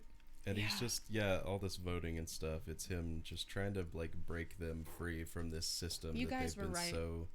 I jumped a chapter. It's okay. We related it. Okay, We'll cover it when we get there, again. But yeah, I think that was pertinent information. The next, if we don't have anything in chapter 11 to talk about, I don't have written overviews for the next couple chapters. And the two that are really tiny, I'd like to just read. They're see. so cool. It is. It's just him being stuck in the fog. Like, so it's Chief's mental illness. Yeah, just and he's looking at the painting on the wall in the next chapter, and he's just imagining himself within the painting and hunting with his dad. And what does he say? It's no place for a fly. It's a place for a single egg on a number 6 hook. Like he's correcting the painting a little bit, and anyway, yeah, it's an interesting little chapter About fly fishing. Yeah, In the river, probably. Yeah. Yeah, it's just an interesting little vision that we get to see from Chief again that gives us a little bit more information about who he is and where he came from and what he's about. And again, just another state of mind that Chief flows in and out of is that he kind of goes in between like these 4 different states of existence, which is that he's either consumed by the fog, which I think it might be brought on by the ward. Like whether it's in combination with the drugs that he's having to be taking and his own psychosis, and the oppression of his environment. and yeah, he has been there longer than anybody. than anybody other than Nurse Ratched. So yeah. So He yeah, was even like on the old ward or something, like where they used to be, and then moved with her. yeah. So I think it has to be something that McMurphy is exposed to as well, which is why Chief in previous chapters mentions that he's not even bothered by it, or at least doesn't let anybody notice that he's bothered by it. So, and then he floats in between the fog and into reality, of course, and then he floats into nightmarish visions of robots and murderous scenes, and then he goes into like nostalgic scenes of his previous life, the life that he lived with his father, His dad hunting. and he describes that something happened to his tribe. I mean, he briefly mentions it, that something bad happened to him. I can't remember what it would be. I think he just says like what they did to my tribe or something. Yeah, like something vague. Yeah. So, but yeah, so that's most of what chapter 12 is, right? Is just a bunch of nostalgic imagery. Yeah. On the part of Chief. It's super interesting Pretty because he's much, just talking about how he's just drifting in and out, and how he's having just the hardest time moving, the hardest time functioning, and he's trying to relay that back into his reality. He's seeing like. Were you gonna read those tiny chapters? Yeah, I'll read chapters. I guess 13 and 14 they would be. Yeah. So 12 is just him in that picture, just focusing on the picture, and he's imagining sitting in the snowy, or on the rock next to the creek where the guy's fishing. Yeah. So chapter 13 says, "It's getting hard to locate my bed at night. Have to crawl around on my hands and knees, feeling underneath the springs till I find my gobs of gum stuck there. Nobody complains about all the fog. I know why now. As bad as it is, you can slip back in it and feel safe.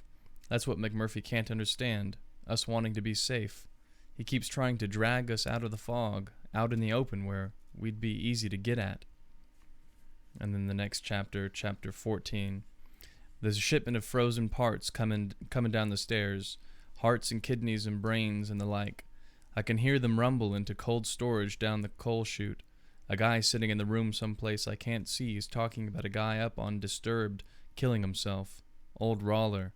Cut both nuts off and bled to death, sitting right on the can in the latrine. Half a dozen people in there with him. Didn't know it till he fell off the floor dead. What makes people so impatient is what I can't figure. All the guy had to do was wait." And then that will bring us to the final chapter of discussion today, which is 15. Yeah, it almost seems like Chief is just waiting around to die. Yeah, I think he's so resigned. Yeah. I want him to get out so bad. And he sees the fog as a comfort when really it's not.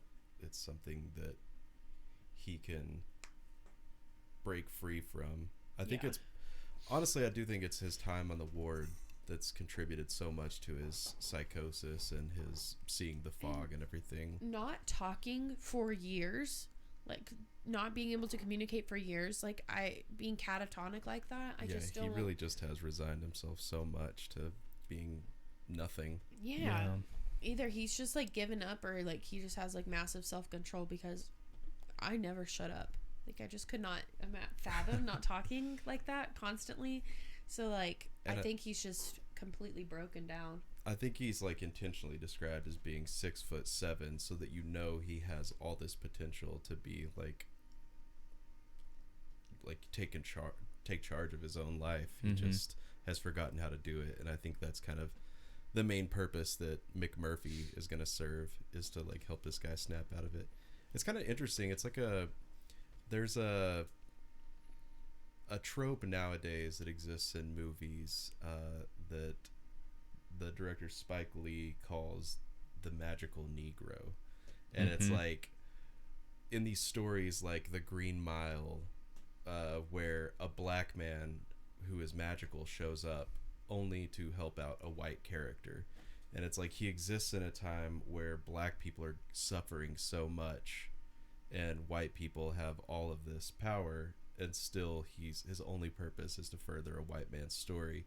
And this is almost like a reversal of that, where it's this white guy showing up and the main character is this Native American. And so he's really showing up, although he's not magical like the guy in The Green Mile or anything. He's certainly, and that trope really is called, like, talks about like the white savior. So we see that in a lot of different movies and stories. So we see it in, well, it's a bit of a damned if you do, damned if you don't situation, because either the magical Negro furthers the white man, or the white man had to prop up the disposed. So we see it in The Help. So there's a bunch of them where, you know, it's not the person of color being like self-reliant, it's somebody else having to help them like do something, or that they're being used for like a different purpose. That's something that people are talking about a lot today. And like really reflecting on like the kind of movies that we see as like really inspirational. We need more movies like The Pursuit of Happiness with Will Smith and his son. So like stories no about, one help him. Even Will Smith though is in one of those movies where he plays that sort of role, where he's helping Matt Damon learn how to golf better or something. And it's like he's this magical person basically that just kind of shows up and helps him when he needs it. And it's like, I think Spike Lee used that example specifically as like, black guys are being hung all around the country and this guy's helping a white guy play golf. Like it's really insulting if you get to the core of it. And I mean, a lot of movies nowadays, it's kind of approaching racism from a white perspective, and that's what's wrong with it. It's not a movie that is dealing with racism, it's a movie that is making white people aware that racism exists. Almost like Green Book just won Best Picture a couple years ago, and that's really what that movie is. A lot of the stronger moments that deal with race, you see it from the white guy's perspective and not from the black guy. We don't see, like, Chief will never save himself in this story, and that's just part of it. Being a person of color is just like one aspect of Chief, like in this story, and that just really builds his like he's already gone through this like traumatic situation, and he's coming from a people that are like torn apart, and he's very one with nature. He's in a place that's not one with nature. He's in a very mechanical place, and so that helps like further his character, and it's not necessarily like reflective of him being the need to be saved just because of his race. It's just him being need to be saved because of his like mental illness. So I think it's just helping. It's just man helping another man.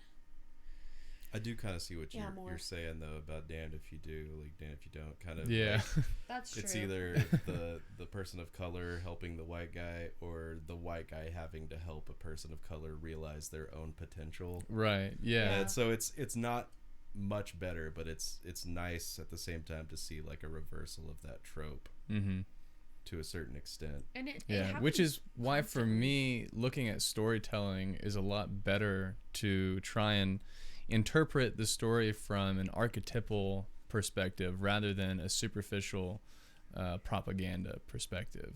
So the idea is that the author of any given story has potentially a conscious objective to achieve with the story. So he has a message or a theme that he wants to get across. This is largely propaganda. This is not true artistic expression. And rather, the artistic expression would be a compulsory idea or concept that the artist had no choice but to write down, one that came to him in epiphany or something of the sort. These expressions, too, are shown in even propagandic material as well, but they're subsurface.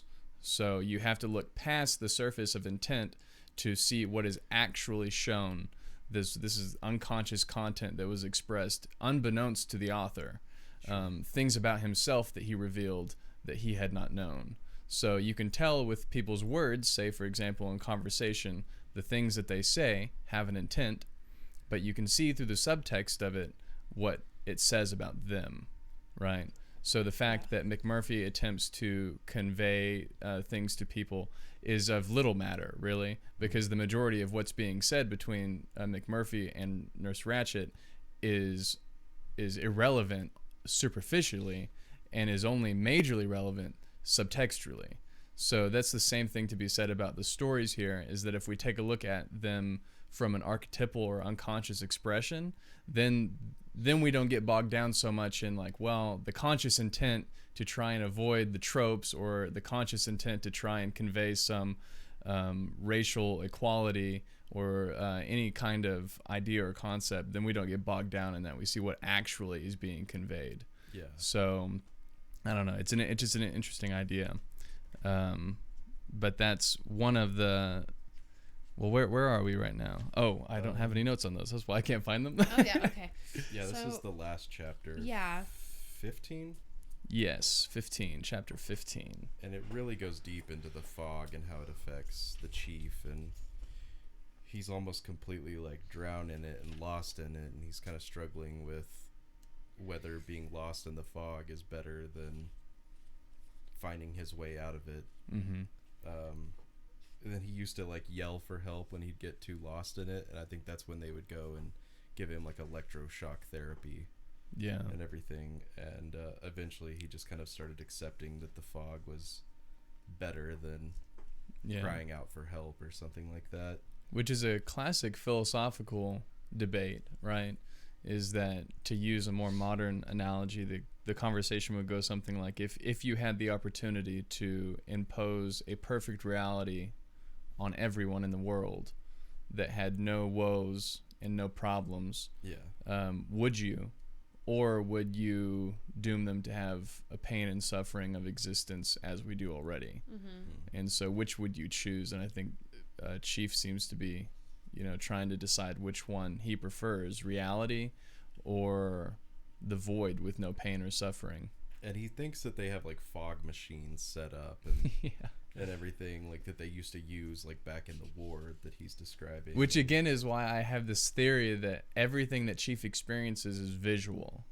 Like it must be, because the fog isn't just a metaphysical thing that he can identify or a way to express how he feels, but rather he sees the fog. Yeah. The fog is coming from a machine like in the vent ducts. And he says that he used to fight back or thrash around and everything, but he would always end up at the shock shop door. Gosh. Which again, just to remind everyone listening, Chief supposedly has undergone hundreds of electroshock EST therapies. treatments. Yeah. So and that's why everybody thinks that he is like deaf and dumb, is because he's just had been shocked so many times. Yeah. That he just doesn't have any sort of personality or anything anymore. And honestly, like who the hell knows what's going on with Chief? Like honestly, after undergoing hundreds of EST treatments, he almost thinks that he's going to get lost in the fog forever at this point. And I do think that part of that is from him not taking his medication, that it's like gonna get a lot worse before it gets better, if it's gonna get better at all. And I agree.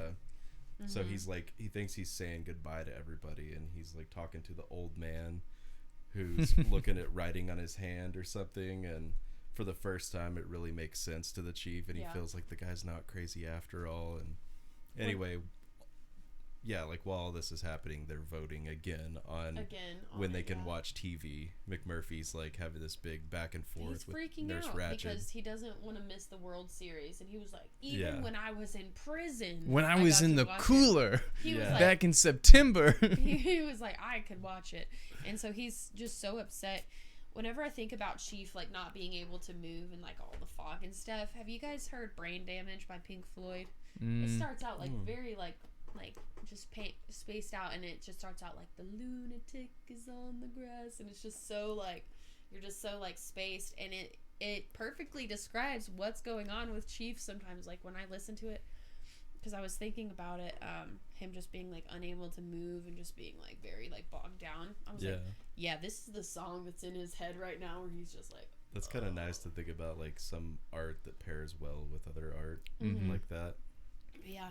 Well, similar expressions. Music has that quality. That's like why music is so wonderful, because like a symphony has just like different levels. Film is just, you know, our perception of life that we can like, you know, condense and then force on people to where it's like this linear experience. A book is a little more freeform. It'd be cool to make a soundtrack for this. Just be like, okay, here's the like, playlist that fits this book. Paintings, I can see like a lot of Vincent van Gogh paintings going well with this, because he painted so much when he was in asylums and everything, and it's all like him looking down the narrow hallways of his asylum, but he's using all these really vibrant colors, so it kind of makes something beautiful out of this really terrible situation. What I found out was interesting is that, like, you know why Vincent van Gogh was like super into the color yellow is because like the way his brain was, like he was taking this medication like from the psych wards or this whatever treatment that they had back then to try to help it, and it made yellow look really yellow. And that's why he loved yellow so much, because it was just so bright and vivid to him. So he would just paint it like as is. Everybody was like, oh, he just saw color. But he was just so mentally ill, and the medication that they were giving him back in the day just made him like perceive things like so intensely.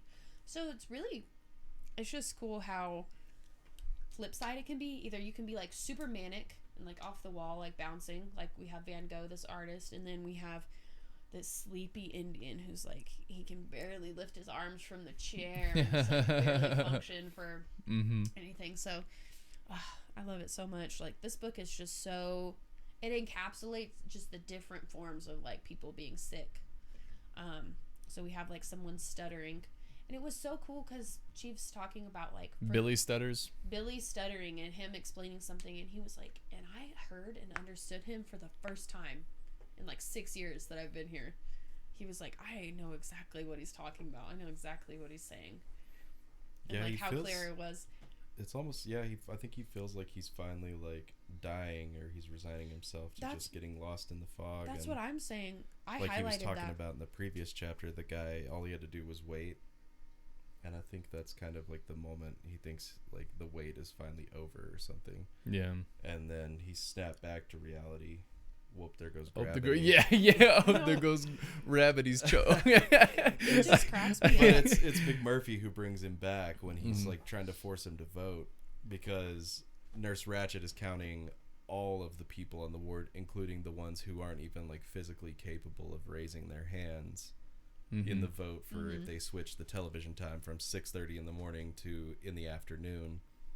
And so he just kind of, after the vote, she's already ended it. She's saying it's over, you've already lost, we're closing this meeting, so that she can hurry up and just kind of win, because I think she's afraid of him actually pulling through and winning this thing. The one vote that they need, loses, like a little bit more power. Sure enough, at the end, he does get the Chiefs' vote, even if the thing is already closed and everything. He just knows that he's got one more person on his side, and it's because it's the majority of the floor that they're on, or the ward that they're in.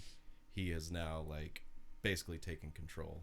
Right. That's the further message here, is that despite, again, even though he's not very pleased with it, with 50-year-old woman, she's 50. Yeah. Sorry, I just Nurse Ratched. I was that's what I had thought. Says if somebody had come in and took a look, men watching a blank TV, a 50-year-old woman hollering and squealing at the back of their heads about discipline and order and recriminations, they'd have thought the whole bunch was crazy as loons.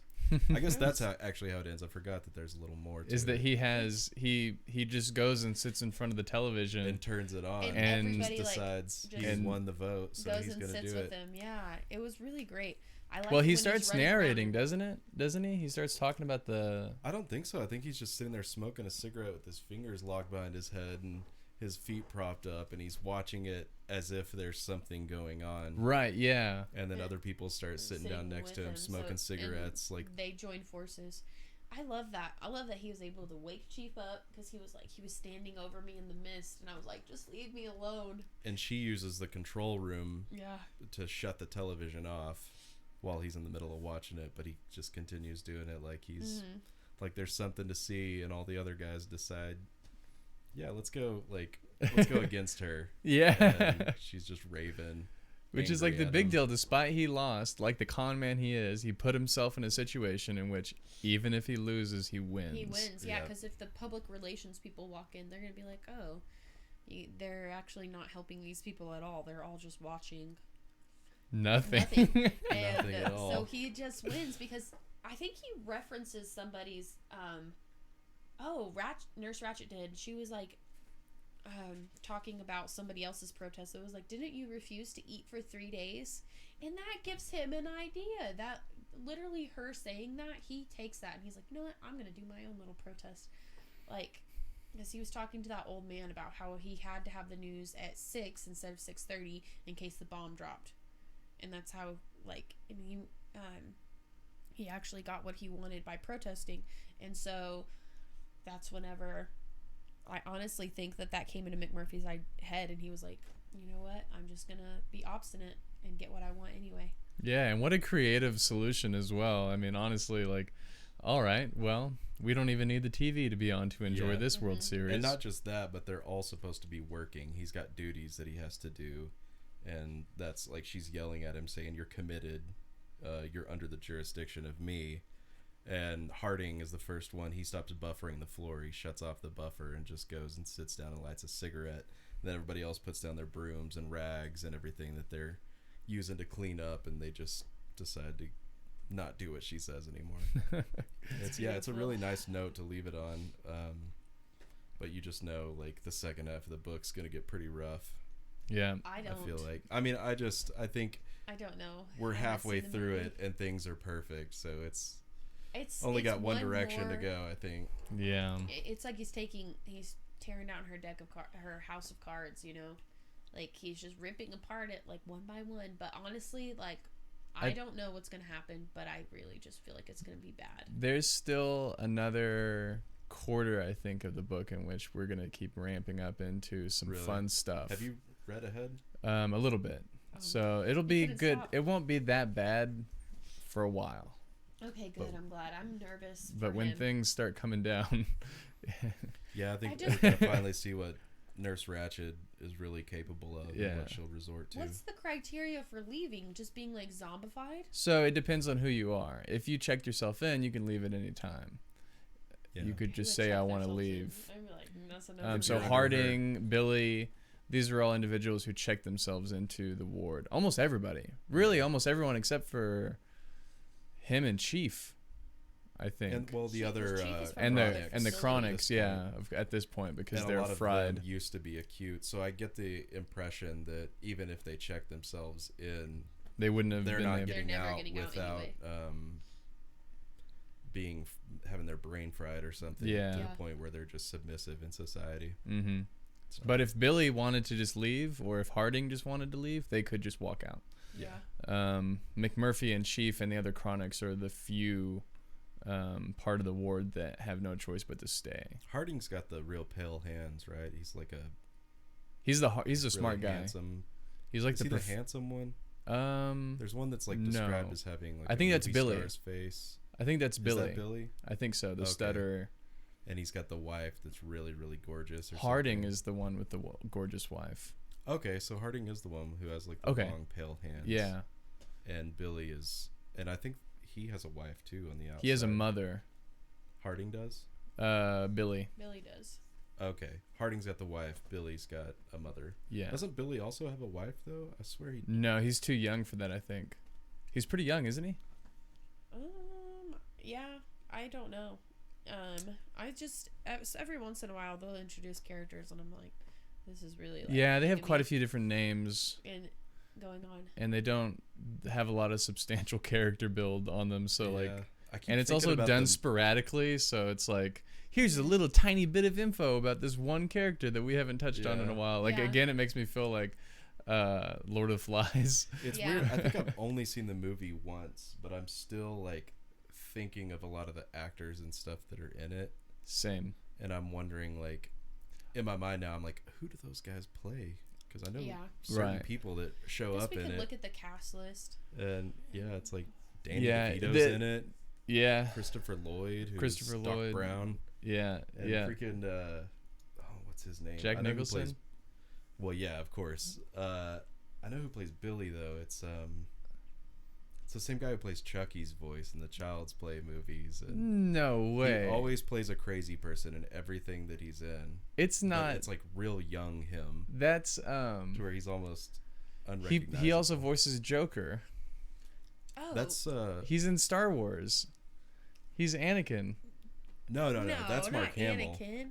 Mark Oh. Hamill. Oh, he plays Chucky in like the reboot, Oh, okay. but it's oh my gosh, what's his name? Welcome, Chop Chop. Brad Dourif. Okay. I don't even know that guy. Well, he's old as hell now. He Yeah. looks like this now. He But- looks nuts. Yeah. Chop Playing Chop. a crazy person. Chop Chop says, I think I saw it once when I was really high. Later on, realized how iconic it was. Tried to watch it again and just got bored. Well. Honestly, I think we'll really enjoy it sober because we've just been reading the books. Oh yeah. and- Well, I purchased the movie because Walmart had like some special cover stuff going on with a lot of their classic movie selection recently. They do that from time to time. They put like a cover slip on the outside of them that looks really cool, Yeah. but they're just old DVDs on the inside. But Yeah, I mean that's just one of their ways of trying to sell stuff. Or if they Yeah. have too many of the same DVD, they'll Mhm. just put them all together in a Real- package. in like like almost uniform DVD slip. yeah. Yeah. Yeah. 4-pack action movies. Chop Chop. Yeah, exactly. Chop Chop says the same thing with This Fear is and a Loathing in movie. Las Vegas. I have to disagree with Chop really- Chop on that. Have you all watched Fear and Loathing in Las Vegas? Yeah. I haven't.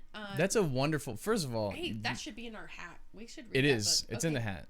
That's a I put it in the hat. Terry Gilliam movie. The guy, one of the Monty Python guys, directed that. Maybe.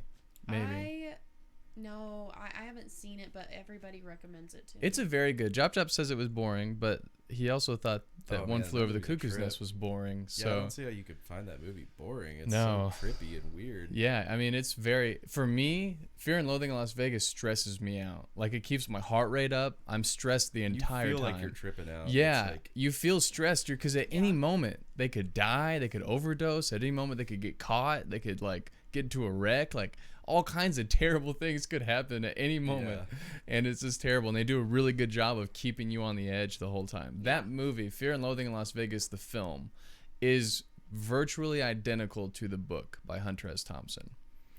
Aside from just like Stanley Kubrick's Clockwork Orange, it is missing the last chapter.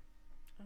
So the Interesting. which is odd because they do that in A Clockwork Orange Oh. and they did that in Fear and Stanley Loathing in Las Kubrick's Vegas. They kind of- cut off the ending chapter, which isn't as important in Fear and Loathing, but it is very important in Clockwork Orange. Really? He is Right. kind of noticeable. Stanley Kubrick just takes a lot of artistic liberties. So like if he doesn't think that something belongs, just like The Shining is a great artistic masterpiece, but Stanley Kubrick will like just be like, "Yeah, I'm gonna do my own thing and make it better." yeah. Which, yeah, that's why everybody was super against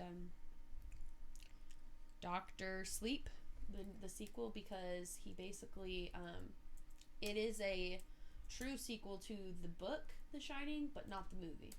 Well, they do the movie Doctor Sleep is like a combination of like a sequel to the book and a sequel to the movie.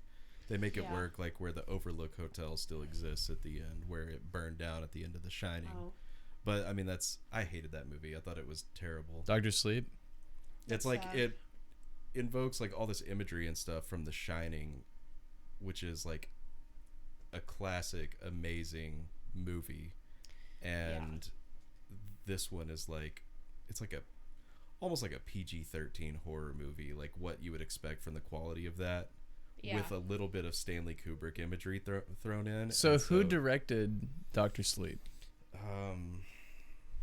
What's his name? I always mix up this guy and somebody else.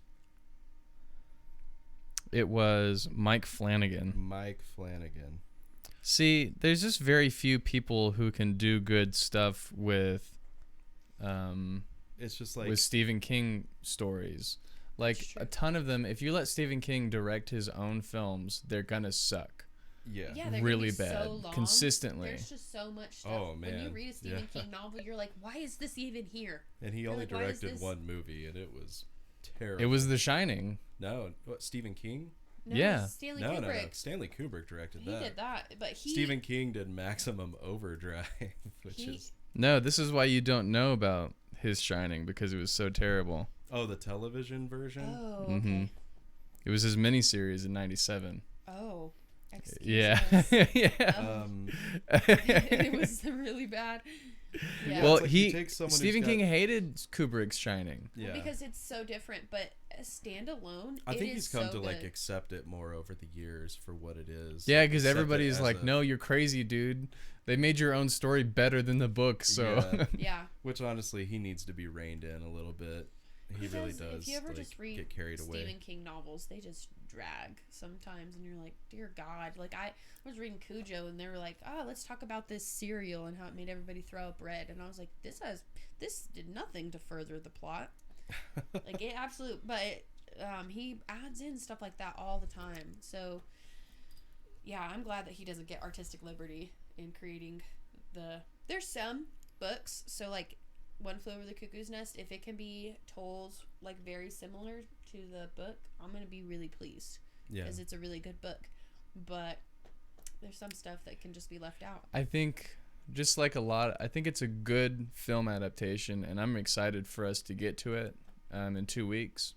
I can't remember how. Like, I have no idea how faithful it is, obviously, because I haven't read the rest of the book. It's an averagely faithful film.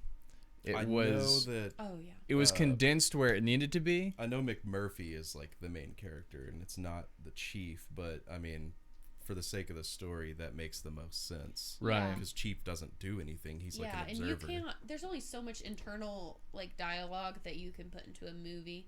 Like I love movies like that if they're done really well, but it's just there's just only so much like inside stuff that you can put. Yeah.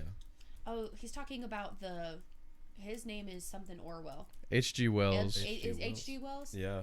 He did that? George Orwell But George is who you're Orwell thinking is of. the one who put it on the radio, right? No. That was His last name was Wells too. Orson Welles. Orson Welles. Sorry, that's right. what confused me. It's not Orwell. Orson Welles took the H.G. Wells story and put it on the radio and created mass pandemonium. Yeah, a little bit. That's beautiful. Yeah. Yes. So that was crazy. But I felt like we had a good conversation today. Yeah. Yeah. We're just under 2 hours, I think. So not terribly long and not too short. So I'm having a lot of fun with the book, and I'm super excited to see more of the differences between the book and the movie, and then get to the movie conversation, because honestly, this is one of those stories where there's not like I'm not finding a ton of value in the book over the film so far. I feel like it's I've got a love-hate relationship with this book right now. Really? I don't like that it's like an unreliable narrator. I don't like that it deals with a lot of mental illness stuff. It's not the kind of things I want to think about or focus on right now. Yeah. So it's been kind it. of a pain for me to get through. Well, I mean, I love this story. But what I'm saying is that there are certain stories that are well conveyed via film. They're condensed, and they convey, I think, what the author wanted to convey with the book, but in 2 hours. Yeah. As opposed to 11 hours of reading. Sure. So what I'm saying is that when I read, say, Fear and Loathing in Las Vegas by Hunter S. Thompson, I didn't gain any more value from his book, other than that missing chapter, than I did from the movie. Well, I think that I might have a different, or I don't know if Brooke's seen it, but I mean, I might have a different perception because I read the book first. Sure. Right. And I'll watch the movie. So, like, you guys. Well, I have already started seen reading the movies. book first. I'm glad that I only watched the movie once, and it was years ago, so I can still come at it with a fresh perspective, but I Yeah. also kind of know what to expect from, like, further reading into the Mhm. book. Mm-hmm. Well, I read 70 pages before I watched the movie. And then you were like, And then you I still thought it was better. Then I watched the movie. I don't know. Well, I understand now, like, a big difference, just to say, is that McMurphy looks much different. But that's the Yeah. one difference that I can So- see, other than very minute character Yeah. details, that there's really not any other differences other than dialogue. I know that our character looks like Jack Nicholson. Like, Right, you can't get that out of your so head, I but have he's him as a ugly. hybrid. Especially the way he's described as, like, a big smile and everything. I think he's got the right personality and Yeah. attitude. He was Mhm. perfect for the part, even Mhm. if he isn't, like, as The same physically visual. So- imposing or Mhm. redheaded or whatever. Right. Do you know who? Okay, you know Reed Murray.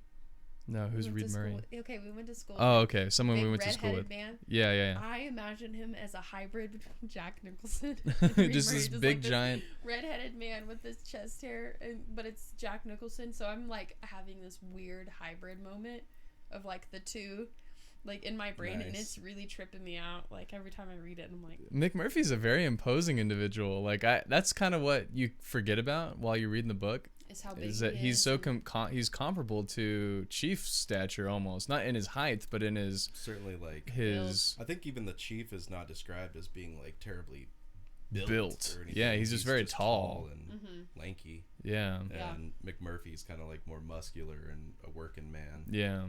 So he's a very gnarly character. Yeah. Got that big Big slash hands. across his face, Yeah, he's got the Sinister. big bruise across his big nose. cut with the fresh stitches still. Yeah. Yeah, Yep. golly, Yeah. what a character. So Very excited for the movie. yeah, I'm excited as well. Yeah, and Jop says this is why the books are better. He prefers all the books. Yeah, I think on average I prefer the books as well. It just depends on how well the film adaptation did. Yeah, I think oftentimes the movies are just like the Cliff's Notes of it. Mhm. Of a book, and it's kind of like it depends on how much time you want to devote to getting like a certain message across. Mhm. Yeah. Some people are like they're good with just the movie. Most people nowadays, I think, because people want like media that they can consume quickly, Yeah. and so most people are good with that. Even nowadays, I bet a lot of people probably watch like summaries on YouTube just to get the point of a classic book or something. Yeah. Mhm. And you really do kind of rob yourself of a lot of the author's intent and a lot of the deeper meaning behind a lot of things. Yeah, you miss Yeah. out on it. And it's not very often that you get movies. Like, there are some major changes between the films, but there were things I noticed in the movie that were details in the book that I know for a fact most adaptations would have totally just Oh, yeah. overlooked. So those small actions and sequences that were addressed in the movie that didn't need to be, but they were, I was like, that's definitely a nod to the book. Like, it's Sure. they read it. And so that's why I'm excited about comparing the two, because one is Jack Nicholson. I mean, you can't get any better than him. He's one of the legendary actors in the world, and it's exciting to talk about one of his famous works. But guys, thank you so much for coming out and talking. Jop, thanks for hanging out, and everybody else who came to say howdy. We appreciate you being here. Again, if you guys want to suggest any books for us to read, to put into the hat for us to draw, the 3 criteria for that is it should have 1 or more movie adaptations, no more than 300 pages, and is widely considered a classic. Again, if you want to access any of the show notes or timestamps, those, if you're watching on YouTube, will be below in the description. And we will be hopefully back here next Saturday, maybe around 12, maybe not. We'll just I'm schedule gonna be on vacation. as we see fit. Oh, you're on vacation? I'm going on vacation next Saturday. But Brooke will So be Brooke back. will be back. Next so- Saturday is 4th of July. Is it? Oh, well then scratch that. then scratch that. We will schedule a time and be sure to tell you guys. So We're in Corona Yeah, I feel time. like I don't know what our time it schedule's is. so like all over the place lately. but I mean, it's, honestly, it's more just like for the YouTube postings and everything. So and it's pretty good Yeah. for considering Corona and all that. Yeah. I feel like at least we're doing well. back and we're sticking with it. Yeah. And we're doing it, and and also just the fun fact is that the common stat for, like, say we could call this a podcast because we're recording it. Yeah. The average episode failure point for a podcast is 7 episodes, and we are far past 7. Dang. So Oh, awesome. yeah. Yay. And if you average it out like via days, it's only lasts like a month or 3, and we're past that point too. Wow, nice. So we're rock stars. yeah, so We we're are. past the point of common failure for the average podcast. Yay. Yeah. So if that makes you feel good about it yourself, that we're not just those people who are like, oh, well, we're going to start a podcast or whatever. Right. Like, we've kind of stuck it through that Mhm. part of our phase. So, all right. Thank you guys so much. You guys, I can shut it down from here. So fun. All right. Nice. We will wave goodbye. We'll see you later.